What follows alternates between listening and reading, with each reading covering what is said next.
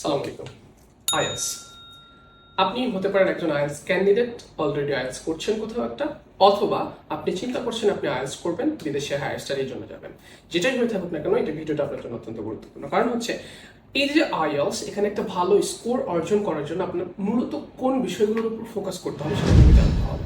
আমাদের বাংলাদেশে সাধারণত আপনি যে প্রতিষ্ঠানের কথাই বলেন না কেন বা ইন্ডিভিজুয়াল কোনো শিক্ষকের কথা বলেন না কেন, তারা আলটিমেটলি প্রত্যেকটা শিক্ষার্থীর কিছু ট্রিক্সের উপরেই বেশি জোর প্রদান করে থাকে।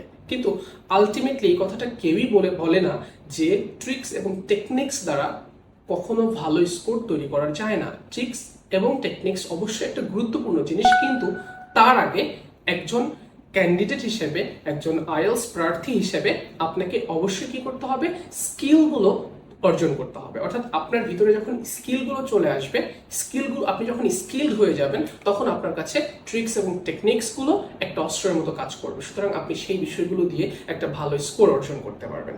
স্কিল কি, সেটা কিভাবে অর্জন করতে হয় জানার জন্য গ্লোবালের সাথেই থাকুন। ধন্যবাদ।